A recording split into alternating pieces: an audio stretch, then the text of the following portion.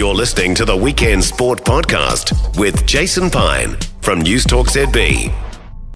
Before this podcast kicks off, let's talk about goals. The greatest goal is a native tree crowdfunding campaign, leaving a legacy for Aotearoa New Zealand as co-host of the FIFA Women's World Cup 2023.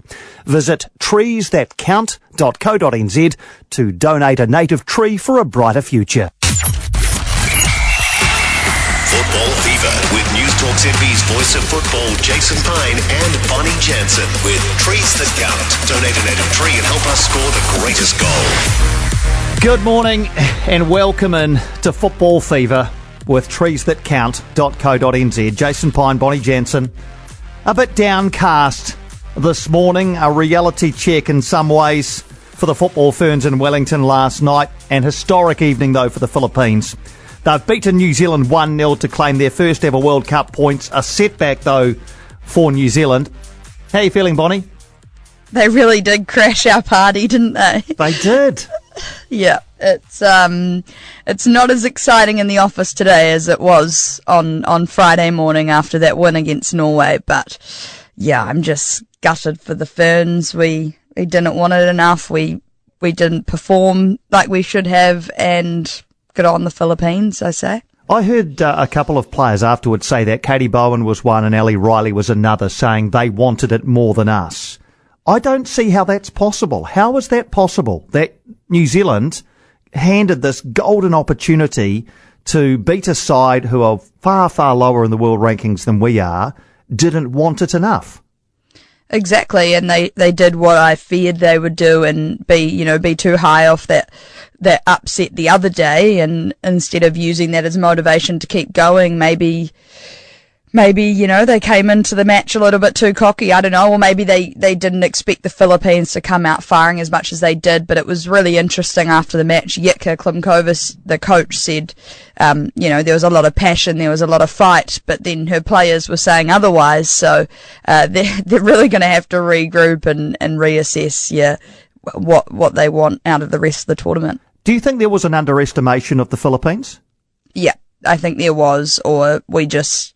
Yeah, I mean, there's games where you just come into it and it's just everything doesn't work, and maybe that happened last night. But yeah, there was an underestimation there of the Philippines, and good on them for showing us what they could do. Yeah, and not just from the players. I'm talking about us as well. All we spoke about 24 hours ago was New Zealand winning this game. Both of us were supremely confident that New Zealand would go out there off the back of what they did against Norway and get the job done against a Philippines side who'd looked pretty limited against Switzerland in their first game. And look, if we look at how the game played out, I think New Zealand had the better of the first 20 minutes or so, but just couldn't find the goal. And once the Philippines got down the other end and scored their goal, then it almost felt a bit frantic. And then the second half, I thought the introduction of Olivia Chance and Annalie Longo was a good idea at halftime, and both of them proved to be, to be influential to a certain degree. But the longer it went, you just felt like it wasn't going to be our night. But then what? Jackie Hand hits the post. There's an offside by millimetres. There's an absolutely stupendous save near the end by Olivia McDaniel for the Philippines off Grace Jale. So on another night, we could be talking about a draw or even a win.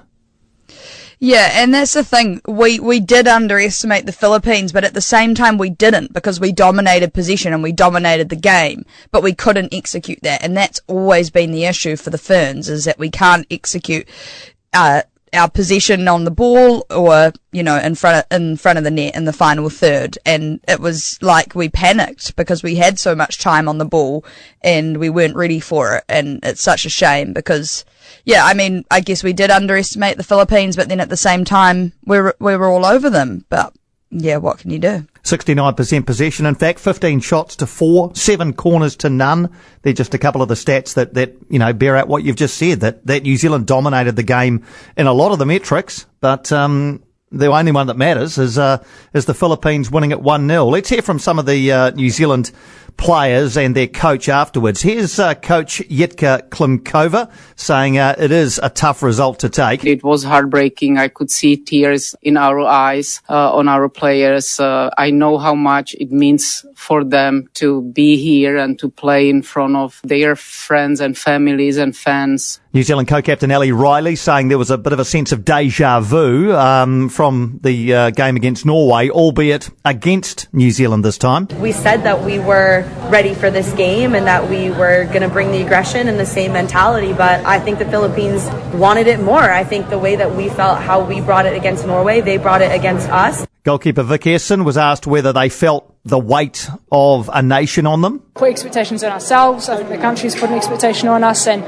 that's okay. We're built to deal with that. It's not all doom and gloom. The tournament's not over for us. Yeah, we'll get to that in a moment. But finally, from CJ Bott, she was shown the offside footage by a reporter after the game. If you haven't seen this, Hannah Wilkinson adjudged offside by the video assistant referee, VAR, by the tiniest of margins. CJ Bott was showing that footage. Here was her reaction. Oh, good God. Yeah, that's tough. It's a tough pill to swallow. Frickin' foot's miles off it. Oh, I hate that offside rule, but it is what it is. That's the rules of the game, and yeah, it wasn't our day-to-day. That wouldn't have been a game-changing moment if we finished other chances. Pure honesty as always from CJ Bott. I mean, she's right. That didn't win or lose them the game, but it was harsh, wasn't it? I mean, there's literally 10 centimetres in it, that offside call. I've never seen anything like it. I didn't even know it was a rule because you don't see stuff like that. And I was looking at it again this morning and I've got to let it go because like the girls just said, we should have put away plenty of other chances.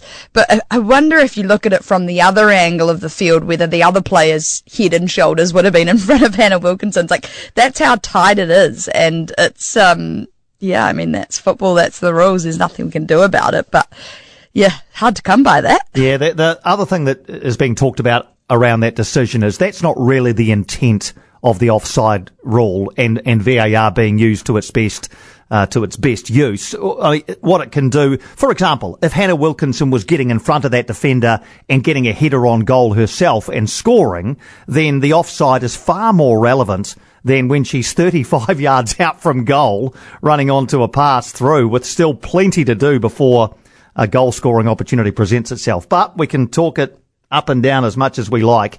It was chalked off. Just on, if we were looking for positives, I thought Jackie Hand was terrific last night. Yeah. Easily the best player out there. Yeah, definitely. And she's just a star and she's getting better and better every game. And it's quite exciting to see her and the likes of Melia Steinmetz as well, who are two of our youngest players on the field, holding the fort for New Zealand, and that says something in itself. Maybe it's time to start seeing, some more rotation and bringing on these young guns that have done so well for us so far in the tournament. Yeah, I think that's what we're going to see post-tournament. This will be the swan song for a number of players. I mean, you can't really see the likes of Ellie Riley, for example, continuing beyond this tournament. It may be that we don't see a heck of a lot of the likes of Betsy Hassett, Hannah Wilkinson, even Katie Bowen beyond this tournament. It may be a changing of the guard in many respects and a chance to bring in some younger players, but that all remains to be seen. When we come back, we'll give you the equation around what New Zealand have to do to make it through to the knockout rounds. While this podcast takes a halftime break, let's talk about The Greatest Goal, a crowdfunding campaign leaving a legacy for Aotearoa New Zealand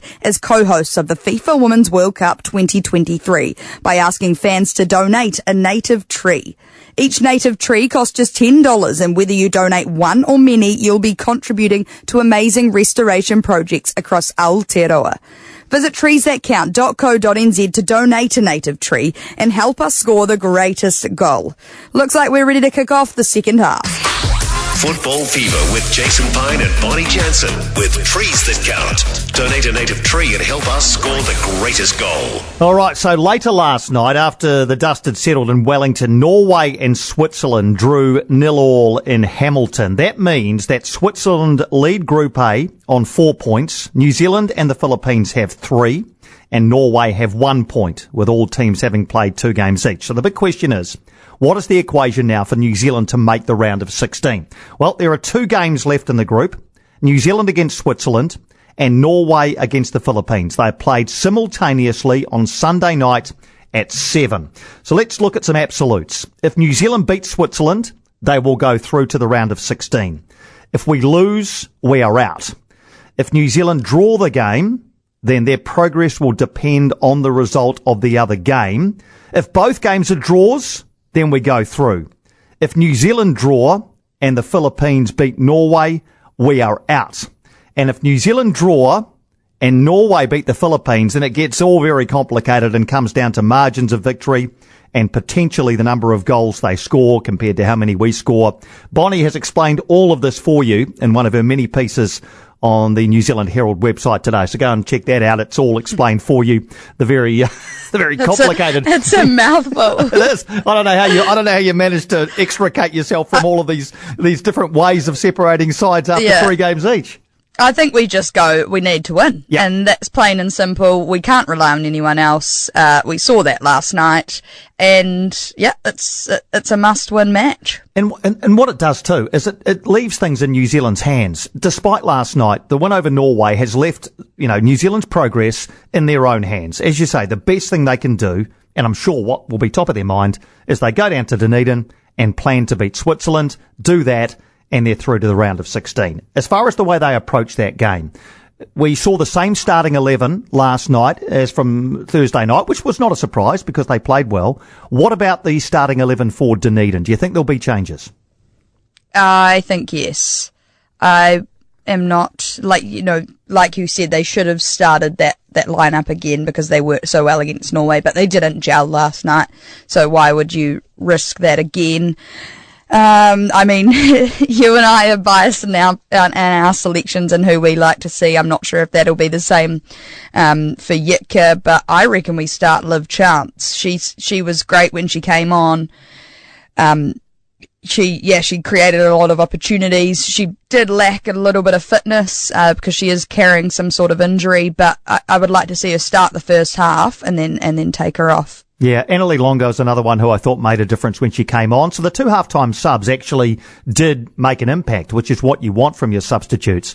But to get Liv Chance and Annalie Longo, one or both, into the starting 11, who are you leaving out? Because I was disappointed to see India Page-Riley come off last night. But then again, I think, okay, well, who else are you taking off to get Liv Chance on, for example?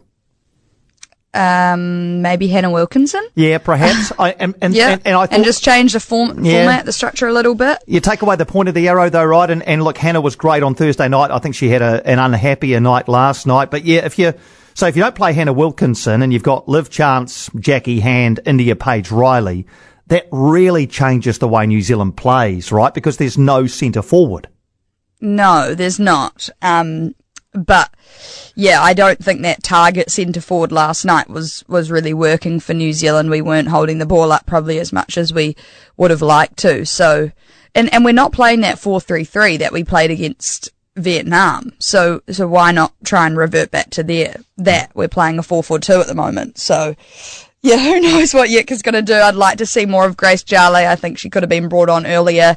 I don't think we're going to get to see Millie Clegg, which is a shame. It doesn't seem like, she'll come on in that Switzerland game unless there's some sort of miracle and we're leading 3-0 or something. Well, I kind of thought that they could have used her last night. They had more subs up their sleeve. They used 2 at half time. You're allowed to use 5. They could have brought Millie Clegg on. I reckon you look along the bench and you see a player with pace, a player with, a bit of a youthful exuberance about them, somebody who, the Philippines would have found it pretty hard to scout.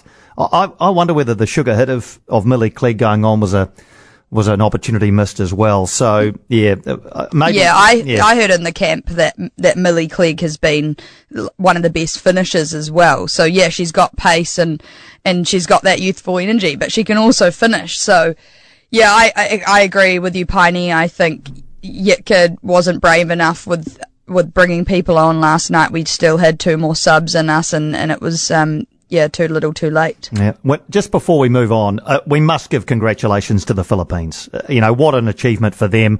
Their first World Cup, for men or women. This is a team that was up near 100 in the world not long ago. Alan Stajcic has come in. He's scouted around, and fair play to him to find players who are eligible for the Philippines through one or both of their parents, even though they weren't born in the country, brought them all together, and here they are with a result that, has obviously lifted that nation hugely and kept them in the fight for the knockout rounds as well. So we must give our congratulations to the Philippines, much as we're feeling disappointment around Aotearoa today. Congratulations to the Philippines for a wonderful moment in their sporting history.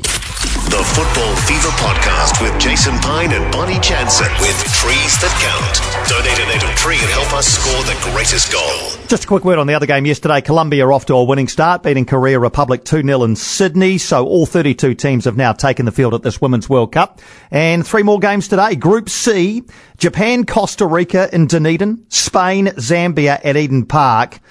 I don't know about you, Bonnie, but I'm picking wins for Japan and Spain here, which would see them through to the round of 16. Can you see either Costa Rica or Zambia bouncing back from pretty mediocre outings first up? No, not really. We picked those 2 teams, Spain and Japan, to be 2 of our favourites after their first round performance. So I think they'll go and repeat that tonight, and I'm looking forward to that Spain-Japan game as they battle it out for the number 1 spot in the group. Yep. But I'm actually going to the Spain-Zambia game at Eden Park, so I'm looking forward to that and hopefully see a few goals. All right, we'll look forward to your review of that on the podcast tomorrow. Later on tonight, Canada and Ireland play their second games in Group B over in Perth. That's midnight New Zealand time. Canada with the goalless draw against Nigeria first up, so they'll be keen to get their first win. Ireland lost to Australia, but only narrowly, so they also will look to keep their tournament hopes alive when that game kicks off just on midnight tonight. All right, Bonnie, well, I guess we draw a line under yesterday. We don't have the excitement that we had when we signed off yesterday, a bit downcast around the place today, but New Zealand are still alive, so where there is life, there is hope. I guess we look forward to Sunday now. Yes, we just need the country to stay behind the Ferns, and not just, because we didn't get that result last night, there's no reason we can't keep supporting them and following them and get that stadium sold out in Dunedin, although I think it already is. But yeah, we're still in it. We can do it. We can do it. Big occasion coming in Dunedin on Sunday when the Football Ferns take on Switzerland to try and make it through to the round of 16. Thanks for joining us on Football Fever. Fresh episode dropping around the same time tomorrow. We'll see you then. In this post-match review, let's score the greatest goal by donating a native tree to leave a legacy for Aotearoa New Zealand as co-hosts of the FIFA Women's World Cup 2023. Visit treesthatcount.co.nz to donate a native tree for a brighter future. Football Fever with Jason Pine and Bonnie Jansen with Trees That Count. Donate a native tree and help us score the greatest goal.